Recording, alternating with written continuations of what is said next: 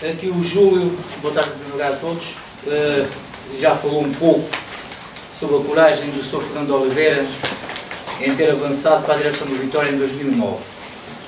Eu tenho aqui uma fotocópia do jornal A Bola de 11 de março de 2009, em que Luís Lourenço diz que rubrica protocolo se a autarca garantir a entrada de dinheiro, isto referindo-se ao Sr. Presidente da Câmara. Portanto, o Sr. Luís Lourenço, que é a pessoa, que enfim, que estas pessoas namoram e namoram por ele, não assinou um protocolo, mas que, passado 2 meses, o Sr. Fernando Oliveira assinou.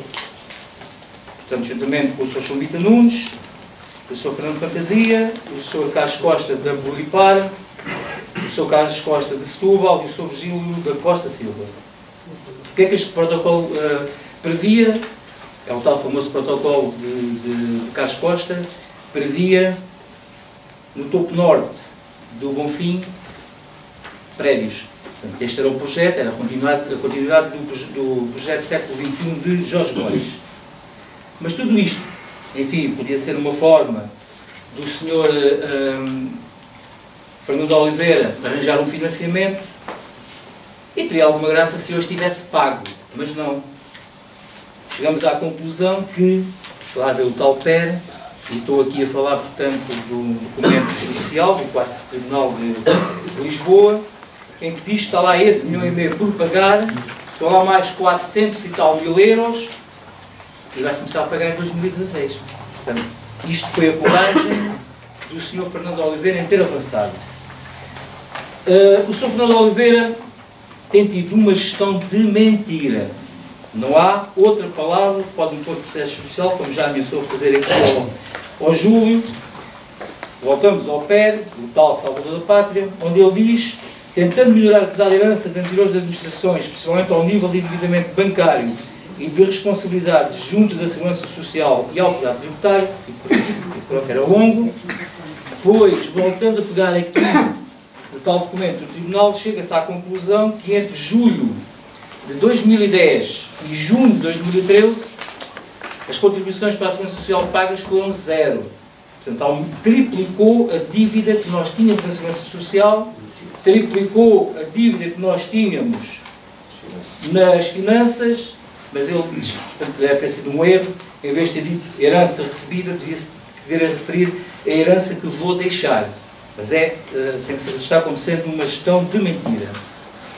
Há casos não muito transparentes, vão-me desculpar, eu vou virar a parte branca, porque eu terei todo o prazer em mostrar isto a um juiz de instrução criminal, se isso for obrigado, mas há documentos que provam que há dinheiros que são movimentados dentro do Vitória, mas que não chegam à tesouraria do Vitória, que são dados como a entrarem na tesouraria do Vitória, mas não chegam lá. Isto no tempo de gestão de Fernando Oliveira. Portanto, ele, se alguém da Comunicação Social quiser chegar a esta informação, pode pôr uma ação de processo de crime, terei todo o gosto em virar a página ao contrato perante o juiz. O Júlio já também referiu que nós temos que ter efetivamente um parceiro que é a Câmara Municipal de Setúbal, é o nosso parceiro natural, além dos sócios, evidente. Eu vou aqui apenas frisar 2 situações havidas com a Câmara Municipal. Primeiro, a Assembleia Geral da SAD, que elegeu o último Conselho de Administração, esse pai e filho. A Câmara Municipal não teve conhecimento, isto viola a lei. A Câmara Municipal não teve conhecimento. Toda a gente ouviu falar o Sr. Fernando Oliveira de que tinha sido uma política na aposta na formação e na juventude da instalação daqueles sintéticos. A verdade é que ele recebeu um cheque de 180 e tal mil euros da Câmara para pagar, tirou proveito de ter feito uma obra, mas quem fez a obra ainda não recebeu. O cheque foi parar a um outro qualquer. Isto são factos que não... Portanto, são factos e mentiras. Outra pergunta que se faz é esta.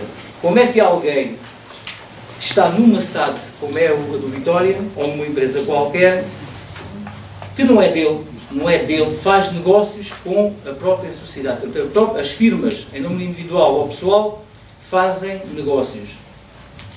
enfim, acho que não há aqui muita transparência nesta situação. Depois, noutras direções isso era feito, mas que eu me lembro, nunca houve consolidação das contas da SAD nas contas do clube. Outra ilegalidade. Mas o ridículo no meio disto tudo, e isto é uma situação que os sócios provavelmente não sabem, é que o Vitória não tem orçamentos. Portanto, o Vitória Futebol Clube é gerido, recebe-se daqui, paga-se acolá, não há orçamento, não há plano de atividades.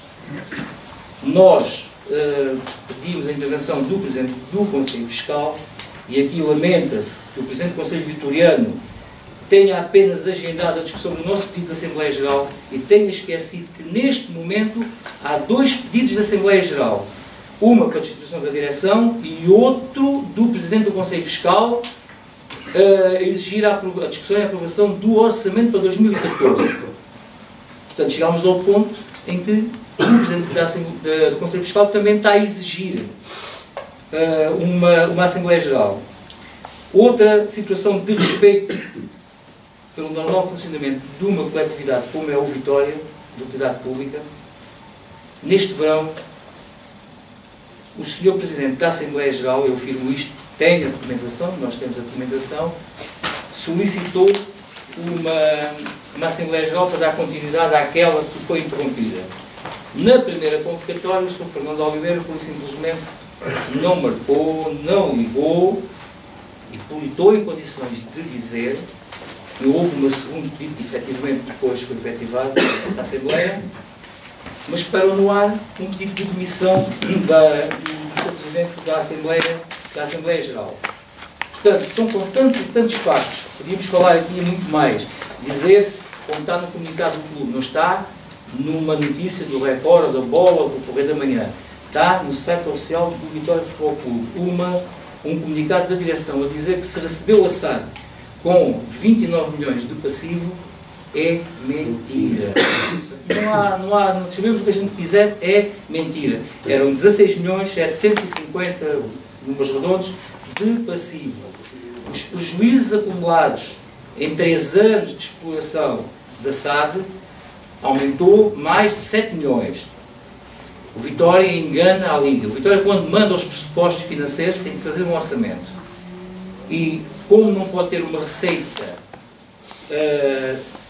inferior à despesa, manipula-se os números. E em vez de em 6 meses, em vez de se apresentar lucros, como lá está, de 120 mil, a concretização desses orçamentos traduzem-se em resultados negativos na cerca de 1 milhão. Isto em 6 meses. É evidente que quem tem os jogadores contratados, que sabe que vai gastar 1 milhão e 700 mil de ordenados, não pode pôr no papel, agindo de boa fé, que são 700 ou 800 mil. Portanto, isto diz tudo. E é isto que nós identificamos como sendo a gestão de Fernando Oliveira. Mentira, ocultação, desrespeito pelos sócios, falta de transparência e falta de rigor. Portanto, é os pontos. Havia muito mais para a gente aqui falar e para provar com documentação, mas acho que darei aqui a palavra neste momento ao Jorge.